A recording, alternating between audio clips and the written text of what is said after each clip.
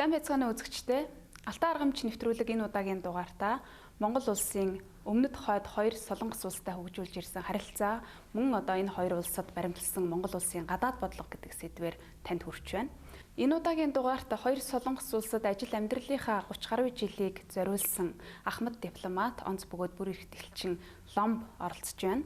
Иймд бид одоо энэ нэг үндэстэн байгаад хоёр тусгаар болсон энэ хоёр улстай харилцаж ирсэн энэ өвөрмөц харилцааныхаа өөх төөх өрнөл хөгжил ирээдүйн чиг зорилтын талаар ярилцах гэж байгаамаа.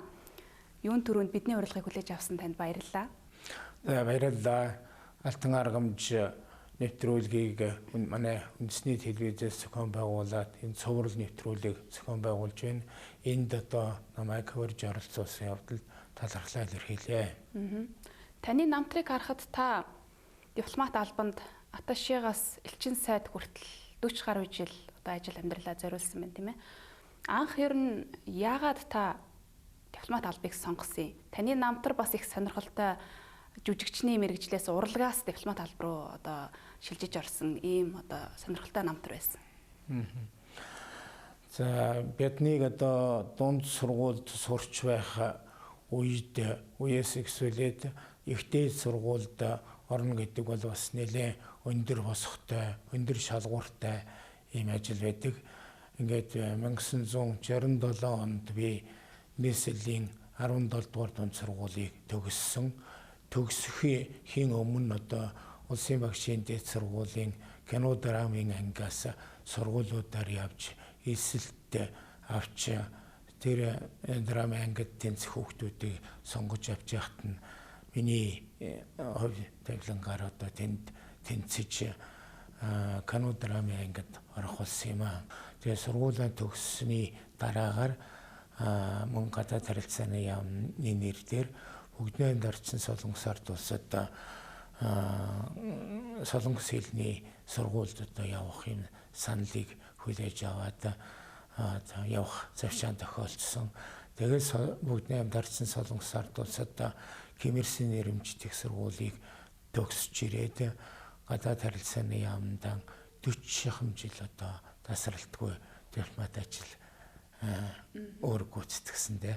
Ким Ир Сений сургуульд яваад л ер нь одоо энэ хоёр солонгос улстай холбогдсон байна шүү дээ тийм ээ. Анх одоо солонгос улсад очиж исэн таны сэтгэл ямар байна? Тий анх одоо 1972 онд одоо бүгдээ дарчсан солонгос ард улсад Ким Ир Сен нэрэмжтэй сургуульд гадаад харилцааны яамны нэрээр суралцахаар очсон. Тэр тухайн үед бол одоо солонгос орн гэж ямар улсыг ч мэдэхгүй бид нар харилцаа багтай тийм байсан учраас очиод одоо солонгос оронтой танилцсан солонгосод одоо хэлийг шамдан суралцаж тэнд бол цөөхөн мэрэгчлэн бэлддэг байсан. Тэгээ буцаж ирээд гадаад харилцааны яамда солонгосын асуудлыг одоо хариуцаж ажиллаж байгаа. Дараа нь элчин сайдын яамда 3-4 удаа одоо томилогдсон ажиллаж нийт одоо гадаад харилцааны яамд 40 жил ажиллах хугацаанд зөвхөн одоо солонгосын хойг солонгостой харилцах сүүлд нь бүгд найрамдах солонгос улстай дипломат харилцаа тогтоосноос хойш хоёр солонгостой харилцах энэ асуудалд одоо өчнө зүтгэж ирсэн. Таны хувьд 1991-ээс 2001 он хүртэл одоо Сөүл элчин сайдын яам дипломат алба хассан байна тийм ээ. Та бол одоо өмнөд солонгостой дипломат харилцаа тогтоох за ялангуяа одоо Сөүл элчин сайдын яам нээх энэ одоо үйл ажиллагаанд бол гар бие оролцож явсан хүний хувьд бас харилцааны ихэнх үеийн түүхийг ярих нь зүйтэй байх гэж бодож байна. Тэр үед ер нь гадаад орчин дотоод нөхцөл байдал ямар байсан? Тэр манай улс бол нөгөө социалист систем одоо задарсны дараагаар 1990 оны 3 сарын 26-нд бүгд найрамдах солонгос улсыг хүлээн зөвшөөрч харилцан хүлээн зөвшөөрч дипломат харилцаа тогтоосон Азийн социалист орнуудаас одоо анхных нь улс байсан. Тэгээд 1990 онд бүгд найрамд солонгос улс манай улсад элчин сайдын яамаа нээсэн. Манай улс 1991 онд Сөүл хотноо элчин сайдын яамаа нээсэн. За би бас тэнд Солонгосын асуудлыг хариуцж байсны хувьд надад Сеул цуга элчин сайдын яамыг одоо нээх, тэрийг одоо төхнүүлэх, элчин сайдыг одоо очихт нь бэлтгэлийг хангах энэ үүргийг гүйцэтгээд анх 1991 оны 1-р сарын сүүлчээр Сеул хотноо одоо очиж 2-р сарын 9-нд цагаан сарын өмнөхөн санагдаж байна. Элчин сайдын яамаа одоо даруухан нээж байсан ийм төвхтэй. За энэ үед бол одоо манай улс орны байдал одоо ямар байдал дотооддоо ч гэсэн зах зээлийн одоо эдийн засгийн системд одоо дөнгөж шилжиж байсан. Дотооддоо барааны өндөр эд бараагаар одоо хомс картын бараа үйлчилж байсан. Энэ үед одоо Бүгд найрамд Солонгос орчтой дипломат харилцаа тогтоогоод за тэр оронд одоо элчин сайдын яамаа нээн гэдэг бол манай төр засгийн газраас одоо явуулж байсан гадаад бодлогын одоо нэг үр дүн юм аа. Энэ юунд бол бас амаргүй бэрхшээл одоо байсан гэсэн ч гэсэн манайхаас тэр эдийн засгийн бэрхшээл, санхүүгийн бэрхшээлийн даван туулж элчин сайдын яамаа нээж чадсан.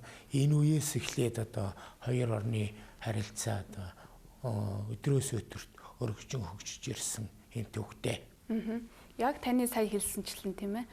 Таныг очиж ажиллах үед Өмнөд Солонгостой улстай дипломат харилцаа тогтоох үе бол манай дотоодын нөхцөл байдал бас хүнд. Харин Өмнөд Солонгос улсын хувьд бол Азийн одоо хамгийн өсрөнгөө эдийн засагтай өндөр хөгжилтэй ийм улс байсан. Тэгэхээр та яг ийм экзэгтэй үед очиод Монгол улсынхаа эдийн засгийн нөхцөл байдалд ялангуяа одоо хөрөнгө оруулалт татах тийм ээ энэ чиглэлд ер нь тэр улсаас татах ямар одоо гол зүйлүүдийг олж харсан бэ?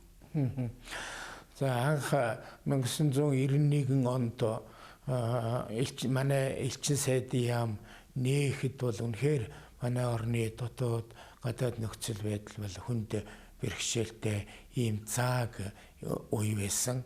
Тэгээ бидний одоо Бүгд найрамд Солонгос орд улстай дипломат харилцаа тогтоосон зорилго ч гэсэн за элчин сайдын яамаа нээсэн зорилго ч гэсэн одоо тэр үед чинь одоо Бүгд найрамд Солонгос орд улс бол одоо Азийн бар орны одоо нэг байлаа.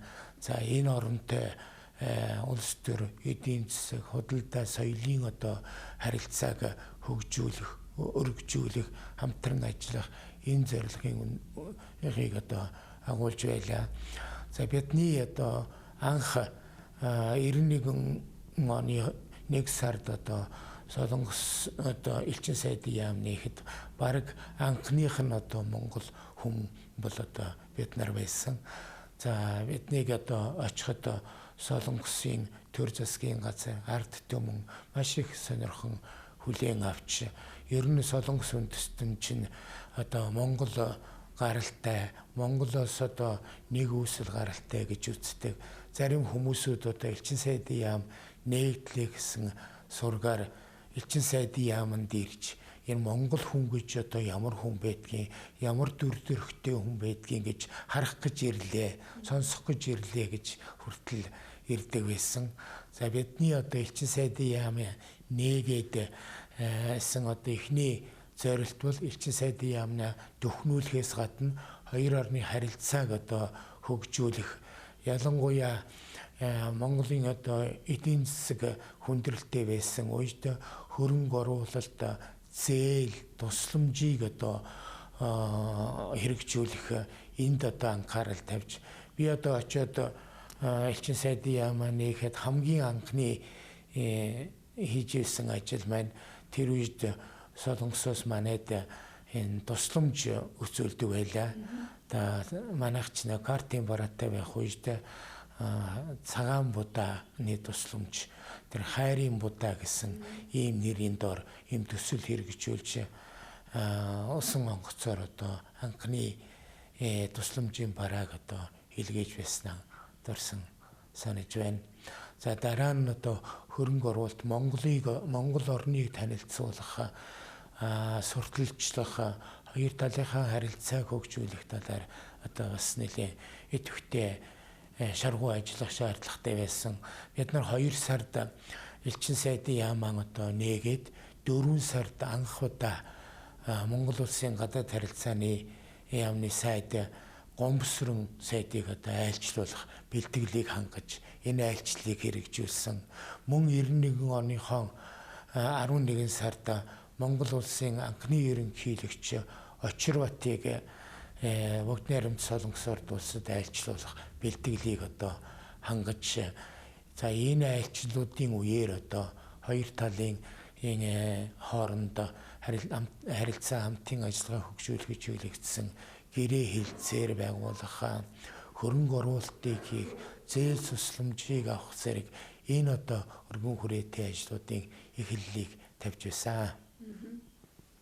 Нэг нь социалист системээс ардчил руу шилжчихсэн шинэхэн ийм одоо харилцаа руу орцсон, нөгөө улс нь бол одоо ардчлалын замлаар маш олон жил замнаад өндөр хөгжсөн. Энэ хоёр улсын хооронд бас харилцааны эрх зүйн баримт бичгийг тухайн үед одоо гаргах зайлшгүй шаардлага гарсан баг, тийм ээ.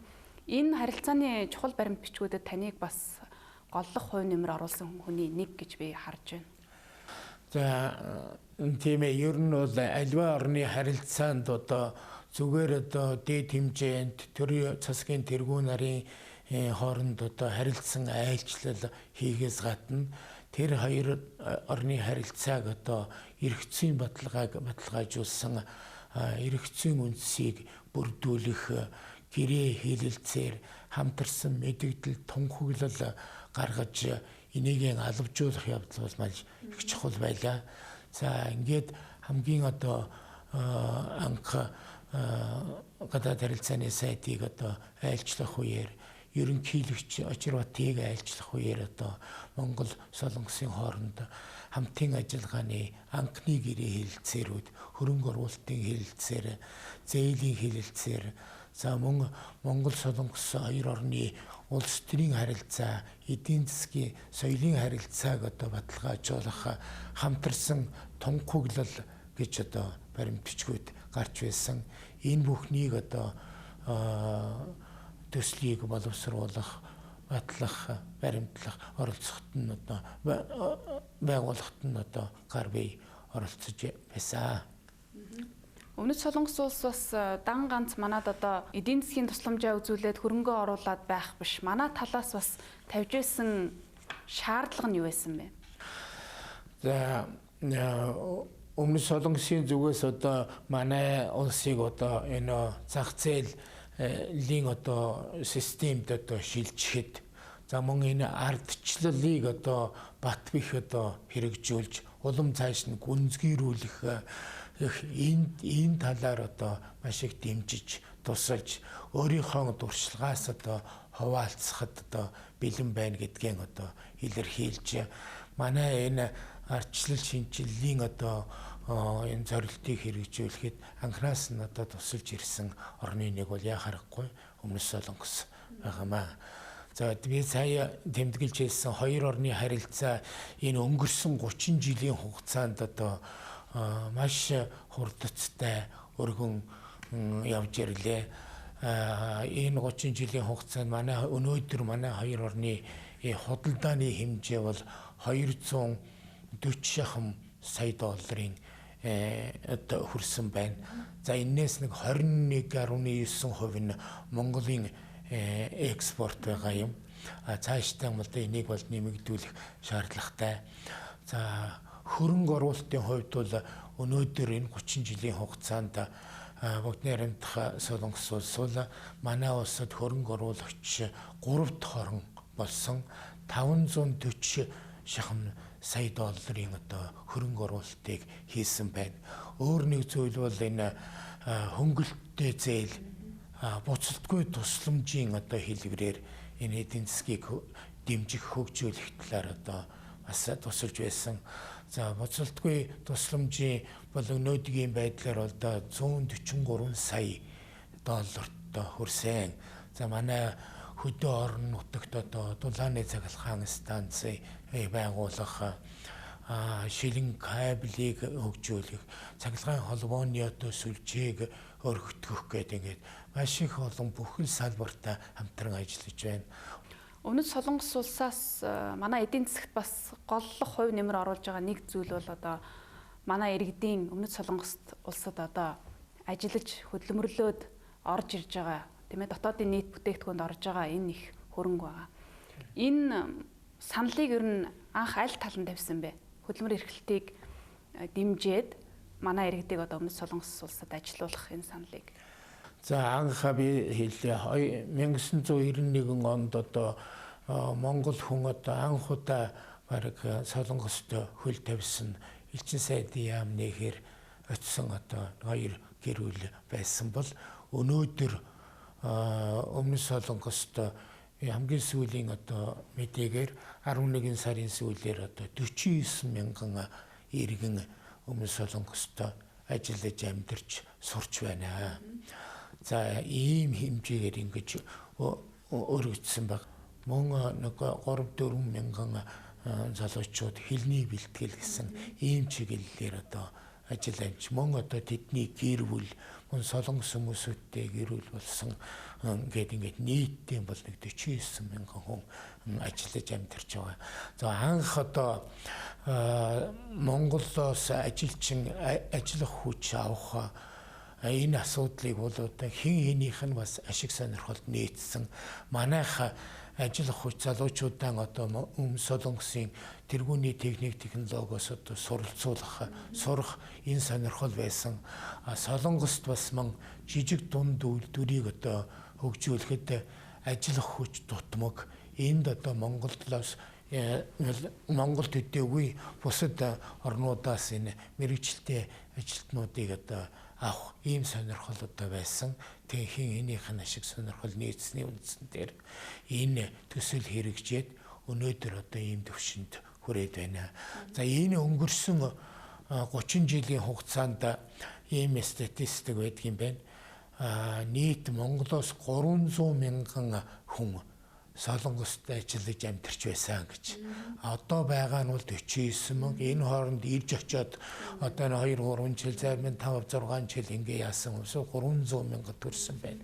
За энэ хүмүүсүүд тэдээ чирээр одоо Солонгосын бас бүтээн байгуулалтанд ялангуяа энэ жижиг дунд үйлдвэрлэлийг одоо хөгжүүлэх эдийн засгийн хөгжүүлэхт нь бол зөх хэмжээний дэмжлэг тусламж үзүүлж байгаа. Тэрнийхээ хэрээр одоо шан харамж ажлын хөлсөөн авч эргэж одоо Монголд одоо ар гэрээнд хижээх, гэр бүлийн хижээх, хөрөнгө оруулалт хийх ийм одоо сүлжээгээр ингээд явагдаж байна. Аль талдаа ашигтай явсан. Аль талдаа ашигтай. За 30 жилийн өндөрлөгөөс харахад өнөөдөр Өмнөд Солонгос улс бол Монгол улсын 3 дахь хөршүүдийн нэг бас стратегийн түншлэлд хүрчихсэн ингээ хөгжүүлж байна. Өмнөд Солонгос улсын хувьд бол Монгол улсыг ер нь хэн гэж хардгийг бүс нутагтаа төдийгүй олон улсын төвшөнд. Ер нь Солонгос хүмүүсүүд бол манай монголчуудад их илэгтэй, илгэмсүү ханддаг. Энэ нь бол одоо бүр эрт дээр үеэсэн уламжлалж ирсэн энэ түүхтэй бас холбоотой гэж ингэж би зүгээр сонирхуулаад ганц нэгэн баримтыг яхад бол Солонгос улс ялангуяа тэр Кореагийн улсад манай эртний 10 дугаар зууны үед одоо байгуулагдсан улс энэ үеэс эхлээд одоо Монгол Солонгосын хооронд одоо их өргөн харилцаатай явж ирсэн. 995 онд Солонгосоос анхны одоо 10 оюутан нэг Монголд монгол хэл сурахаар илгээж байсан түүхтэй. 1995 онд энэ оюутан илгээсний 1000 жилийн ойг манай хоёр их сургуулиуд одоо харилцсан тэмдэглэж байсан түүхтэй. За дараа нь одоо өнөөдөр одоо хоёр орны хооронд одоо ингээд дипломат харилцаа тогтоосноос хойш 30 жил болж байгаа ч гэсэн Монгол Солонгос хоёр орны хооронд хамгийн анхны одоо ах дүүгийн гэрээ гэж байгуулсан. Энэ гэрээний 800 жилийн ойвол өнөөдөр энэ онд бол тохиож байгаа. Энэ бол 1219 онд Монгол улс Кореи улсын хооронд ах トゥ угийн барилдалгаа тогтоосон. Энэ учир нь бол тэр Киданыг Солонгосын нутгаас хөөх явгаар Монголын цэргүүд Солонгост орсон байна. Иннээс хойш хоёр талын хооронд энэ хот ургийн хэлцээр хэлхийн холбоо өргөжсөн. Бас нэг сонин юуг өнөөдрийн нэвтрүүлэгтэй холбогдуулаад ярихад бол Монголын нүүрс төвчөө зохиогдохоос 20 жилийн өмнө Монголын хаан Солонгост 13 элч томилж ажилласан байдаг. Тэрний нэг нь эмэгтэй хүн байсан. Тэгээд Монголын анхны элчин сайд эмэгтэй хүн байжээ гэсэн ийм баримт бол Солонгосын түүх шашрт бас тэмдэглэгдэн үлдсэн байна. Би танаас уг нь гадаад бодлогын тухай асуусан тийм ээ. Тэгсэн түүх яриа явчлаа. Тий. Бүс нутагтаа ер нь өмнөд Солонгос улс Монгол улсад чиглэсэн ямар гадаад бодлогыг явуулдаг юм? Бид нар өнөөдөр өмнөд Солонгос улсыг бол 3 дахь хөршөө гэж үзэж байна. Стратегийн түншлэл хөгжүүлээ явж байна шүү дээ тий. Тийм манай хоёр орн бол 2012 онд иж бүрэн түншлэлийн харилцаа гэдгийг бол тунхаглаж баталгаажуулсан. За тэрнээс хойш хоёр орны харилцааг улам өргөн хүрээнд өргөжүүлээд стратегийн түншлэлийн төвшөнд хүргэнэ гэсэн энэ зорилтыг өнгөрсөн жил манай ерөнхий сайд хүрэлцэх Солонгостой айлчлаа. Энэ жил өнгөрсөн 19 он болж байна. 19 онд өмнөд Солонгосын ерөнхий сайд Ленагийн Монголд айлчлаа. Энэ үеэр цаашдаа хоёр орны хоорондын харилцааг стратегийн түншлэлийн төвшөнд гаргана гэж ингэж тохиролцсон байгаа. За хоёр орны харилцаа манай сонирхлын талаар ярих юм бол энэ эртээр үеийн харилцаанаас улбаалаад энэ зүүн хойд бүс нутагт ингээм аюулгүй байдлыг тогтоох. За ялангуяа Солонгос хоорондын харилцааг төхнүүлэх, мөн Америк өмнөд Солонгосын харилцаа төгтмөр, Япон өмнөд Солонгосын харилцаа юм уу энэ бүс нутгийн эдрэтэ асуудлыг хэрэгжүүлэхэд Монгол улс энэ төвийг сагсан бодлогыг баримталж айл улстай нь сайн харилцаатай байдгийн тулд чухал ач холбогдолтой чухал үүрэг гүйцэтгэнэ гэсэн энэ үүднээс манай оронтой харилцаж ирдэг. Таны дипломат албанд ажилласан хамгийн их цаг хугацаа зарцуулсан улс бол бүгд найрамд гарчилсан Солонгос ард улс байна лээ тийм ээ.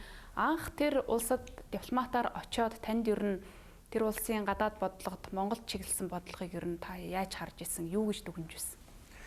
За тийм ээ. Манайх бол бүгд найрамд гарчсан Солонгос ард улстай 1948 оны 10 сарын 15-нд дипломат харилцаа тогтоосон.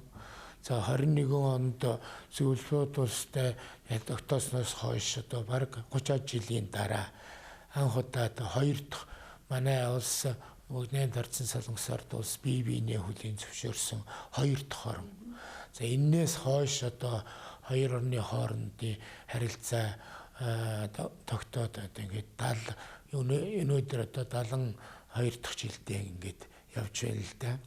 За анх би бол 70-аад онд сураад тэгээд 76 онд анх элчин сайдын яамд томилогдож ажиллаж байсан. За ингэхэд бол хуучин бид нар социалист системийн үед тэр системийнхэн хүрээнд хамтран ажиллах мөн улс төр эдийн засаг соёл бүхэл салбарт энийг бэлэмдсэн бодлого баримтлах энэ чиглэлийг бол явуулж байсан. За бас бусад орнуудтай онцлоггүй л бүгд найрамд харьцсан Солонгос ард улстай байна. Манай улс чинь бас ийм эртний харилцаатай орны хувьд бол мөн газар нутгийн хувьд бол ойролцоо мөн нэг тал нь солонгос нөхдүүд ярьдгийг манай танай хоёр бол адилхан хоёулаа манайх ч гэсэн Орос хятадтай хэлэлдэг. За бүгд найрамд харьцсан солонгос ард улс ч гэсэн Орос хятадтай хэлэлдэг. Оросын холбооны улстай 16 км-аар хятад улстай 1300 км-аар хэлэлдэг. Ийм адилхан хоёр хөрштэй ийм орон.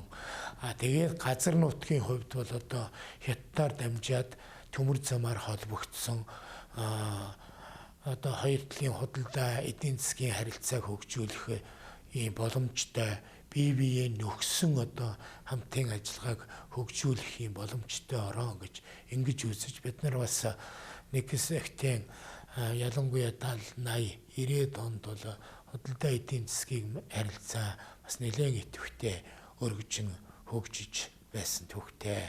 Өмнөд Солонгос улстай Монгол улс дипломат харилцаа тогтоосноос хойш бол Монгол одоо өмнөд хойд гэсэн хоёр Солонгос улстай одоо харилцаж ирлээ тийм ээ. Энэ харилцааг бол олон улсын харилцаанд маш сонирхолтой харилцаа гэж ингэж хардаг. Тэгэхээр энэ харилцааг улам идэвхжүүлэх таныг яг элчин сайдаар ажиллах үед бол Монгол бүгд найрамдах ардчилсан Солонгос ард улсын харилцаа бас жаахан холдсон, хөндийрсэн ийм нөхцөл байдалд байсан. Тэгэхээр та тэр өмнөд Солонгос улсад ажиллаж исэн ажлын туршлага дээрээ үндэслээд хойд Солонгостой одоо харилцаагаа илүү идэвхтэй сайжруулахад ер нь өөрийн туршлага одоо ажлын маневраа ашигласан уу? Тийм ээ, би одоо Солонгосын хувьд одоо нийтдээ бараг 40 шахам жил 30 шахам жил одоо ажилласан байна. Хойд Солонгостой 20 жил, өмнөд Солонгост 10 жил ажилласан. Сүүлд одоо хойд Солонгостой 2001-ээс 2008 онд элчин сайдаар ажиллаж байсан.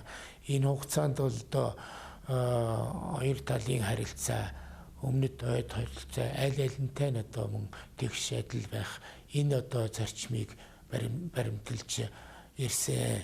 За 2000 оны ихээр одоо Монгол улс бүгд найрамд ардсан Солонгос ард улсын харилцаа бол бас жоохон саарсан ийм явдал бий. Элчин сайд яг тэр янз бүрийн шалтгаантай системийн ялгаа манайх чинь юугаа зах зээлийн системд хөгжиж явсан. Бүгд найрамд ардсан Солонгос ард улс маань социалист системийн одоо хэвээр хадгалж үлдсэн. За нөгөө талаар одоо өмнөд Солонгостой манайх харилцаа тогтоосон. Өмнөд Солонгос руу жоохон төлхөө анхаарах харилцах юм болсон. Энэ интервалээс болоод мөн эдийн засгийн одоо шалтгаанаас үлдээд нэг хэсэг бүгд найрамд ардсан Солонгос ард улс элчин сайдын яамаа хаах хүртэл арга хэмжээ авч байсан. Тэгээ намайг явхад бол одоо манай төр засгийн газраас тааны одоо ингээд хойд Солонгост ажиллаж байсан, өмнөд Солонгост ажиллаж байсан энэ дуршлага хуучин одоо танил хүрээ энэ юугаан одоо ашиглаад бүгд найрамд ардсан Солонгос улстай харилцааг одоо хэвийн болгох, элчин сайдын яамын нээх энэ одоо ажилтнын гараа гэсэн өөрөг өгчөөсөн. Тэгээд бид очиод 2004 онд бүгд найрамд ардсан Солонгос ард улс элчин сайдын яамаа сэргээн нээж байсан юм төвхтэй. Энээс хойш ер нь манайх бол манай төр засгийн тэргүүнээр ч гэсэн манайх нэг шинэ нөхөртэй боллоо гэд хуучин нөхрөө болтой хаягдаг ийм улс бишээ. Тийм учраас бүгд найрамд ардсан Солонгос ард улстай ч одоо бүх талын харилцаагаа одоо хөгжүүлэн бэхжүүлэн хөгжүүлсээр болно. Өмнөд Солонгостой ч харилцаагаа хөгжүүлнэ гэдгээ одоо дараа тэмдэглэж ирсэн дээ. Хойд Солонгос улсын хувьд бол бас бүс нутагт аюулгүй байдлын тал дээр хамгийн их анхаарал татдаг улс шүү дээ, тийм ээ. Тэгэхээр энэ хоёр улсын харилцааг илүү сайжруулах, ялангуяа цаашид Солонгос үндэст нь нэгдэхэд Монгол улс ер нь ямар бодлого барьдгийг? Тийм ээ, ер нь бол манай улс энэ бүс нутагтай одоо гадаад харилцаа, энэ бүс нутгийнхаа одоо интеграц энийг хөгжүүлэхэд ямар үүрэгтэй оролцох юм гэдэг талаар манай гадаад бодлогыг одоо хариуцсан ажилдаг дипломатууд бол одоо анхаарч ажилдаг л да. За энэний одоо нэг жишээ нь бол одоо энэ умард өмнөд Солонгостой адил дэгш одоо сайн харилцаатай байх. За умард өмнөд Солонгосын хооронд одоо яриа хэлцээг явуулах, мөн энэ Солонгосын хойгтой холбоотой бүс нутгийн яриа хэлцээ, 6 талын хэлцээ, за 2 талын Америк, умард Солонгос, Америк, Японы харилцааг одоо хэвийн болгох төхнүүлэгт нь одоо бас энэ уламжлал сайн харилцаатай орны хувьд одоо тус төхөн болох энэ бодлогыг бол тууштай баримталж ирсэн. Эннийхээ үндсэн дээр ч одоо тэр Япон умард Солонгосын одоо хоорондын ажил хэргийн уулзалтыг Улаанбаатар хотноо хоёрчудаа зохион байгуулж байсан. За энэ бүхэнд бол аль тал нь одоо талархалтай ханддаг. Энэ уулзалт, энэ арга хэмжээг бол цаашд нь одоо үргэлжлүүлэх боломжтой, өшөө хүрээгийн тэлэх боломжтой. За тэр үтгийн хэл одоо умард Солонгос Америкийн одоо уулзалтын хүртэл Улаанбаатар хотноо зохион байгуулж болох юм а гэсэн энэ яриа ч одоо явагдсан. Энэ одоо ч гэсэн нээлттэй хэвээрээ байгаа. Тийм учраас манай улс бол энэ бүс нутгийнхаа одоо эмгтэй юм аюулгүй байдал, доктортой байдлыг бэхжүүлэхийн төлөө одоо гадаад бодлогодоо одоо ийм идэвхтэй байр суурийг баримтлан ажиллаж байгаа. За та бас хоёр орны харилцаатай холбоотой ном бүтээл гаргасан. Хамгийн чухал гэсэн номоосоо та бидэнд танилцуулъя. За би одоо дипломат албанд ажиллах хугацаанд бас энэ Солонгос голдуу Солонгосын хойгоор энэ бүс нутгаар одоо дагнан мэрэгжиж ажиллаж байсан. За энэ хугацаанд би одоо Монгол улс бүгд найрамд ардсан Солонгос ард улсын хооронд дипломат харилцаа тогтоосны 60 жил 70 жилийн ойгоор одоо ийм нэг 2-3 ном гаргасан. Энэ одоо Монгол улс дипломат харилцааны 70 жил гэсэн энэ төгмөл эмгэтгэлийг Монгол Солонгос хэл дээр одоо ингэж гаргасан. За бүгд найрамд өмнөд Солонгос улстай дипломат харилцаа тогтоосны 10 жил 20 жилийн ойн үеэр би Сеулд цугайлтсан сайдын яамд ажиллаж байсан. Тэр ажиллаж явах хугацаанд мөн бас 2 ном гаргасан. Энэ хамгийн сүүлд 2011 онд өмнөд Солонгост ажиллаж байхдаа гаргасан ном байна. Одоо энэ жил хоёр орны хооронд дипломат харилцаа тогтоосны 30 жилийн ойг тохиолдуулан энэ номоо одоо үргэлжлүүлэн гаргаач гэсэн хүсэлтэд санал авсны дагуу энэ номыг одоо гаргахаар энд одоо сүүлийн хоёр орны харилцааны улс төр эдийн засаг, хөдөлთა соёл, хүмүүнлэгийн салбарын одоо харилцаа хамтын ажиллагааг одоо хамруулсан ийм номыг Монгол Солонгос хэл дээр одоо гаргахаар энэ 30 жилийн ойн өмнө гаргахаар ажиллаж байна. Тэгэхээр Монгол улсын хувьд социалист замлаараа яваа умард Солонгостой, ардчилсан өндөр хөгжилтэй өмнөд Солонгостой энэ хоёр улстай харилцахад тийм ээ нюансыг олж одоо цаашид бодлогоо хэрэгжүүлэхэд ер нь залуу хойч үе, ялангуяа залуу дипломатууд ер нь юунд анхаарах нь зүйтэй гэж та харсан бэ? Хоёр улсад одоо ажилласны хувьд. Ер нь бол ингээд Солонгосын хойгийн өмнөх хойно ингээд ажиллаж амьдарч үзэхэд бол үнэхээр Солонгос үндэстэн бол угаасаа нэг үндэстэн. Энэ 1945 оноос хойш 1950-аас 53 оны Солонгосын дайны улмаас ингээд хоёр Солонгос хуваагдсан. Одоо 70 гаруй жил бараг 2 дахь 3 дахь үедээ явж байна л да. За энэ улс үндэстэн бол одоо нэгдээсээ Солонгос үндэстэн нэгдээсээ гэж энэ одоо хүсэл одоо эрмэлзэл бол Солонгосын ард түмэн төдийгүй За Монголын ард түмэн энэ бүс нутгийн энэ холбогдох талууд бол одоо байгаа. За миний хувьд бол хизээ нэгэн цагт энэ хоёр үндэстэн хоёр улс бол одоо нэгдэж нэг хүчрхэг ийм улс болно гэдэгт би итгэж байна. За бүгд найрамд ардсан Солонгос орд улс нь одоо нэг 25 сая хүнтэй, Өмнө Солонгос одоо нэг 50 сая хүнтэй гэхэд бол цаашдаа энэ зүүн хойд Азид бол энэ нэгдсэн Солонгос улс одоо бий болох нь дамжиггүй. Тийм учраас манай одоо залуучууд хойч үе ирээдүйн маань одоо энэ боломж энэ юуг бол та харах бах. Тийм учраас манай улс ч гэсэн энэ нэгдсэн Солонгос улстай одоо харилцааныхаа одоо бодлого чиглэлийг бас боловсруулж бодож сэтгэж байх нь зүйтэй болов гэсэн ийм бодолтой явдаг. Таныг бас төрийн алтан аргамж гэдэг энэ философиг бас тайлбарлаж бидэнтэй хуваалцах. Ер нь та төрийн алтан аргамж гэдгийг юу гэж хардгийг? Энэ төрийн алтан аргамж гэдэг бол одоо эрт дээр үеэс энэ Монгол улсын одоо гадаад бодлого, гадаад харилцааг одоо томьёолсон ийм их онч мэргэн үг гэж юм гэж боддгийн. За энэ үндсэн дээр өнөөдөр танай телевизийн танай хамт олон одоо ийм сайхан цуврал нэвтрүүлгийг Монголын түүхэнд, Монголын гадаад бодлого, гадаад харилцааны түүхэнд үлдээж байгаа нь маш буянтай ийм үйл ажиллагаа гэж боддог. Энэ төрийн алтан аргамж гэдэг бол дээр үеэсээ Монгол төрийн одоо энэ энхийг сахисан бусад орнуудтайгаа одоо сайн харилцаатай байх, харилцааг хөгжүүлэхээс гэсэн энэ одоо төрийн бодлого бол тасралтгүй үргэлжлэх ёстой гэсэн энэ үүднээс одоо би хандаж ойлгож байгаа.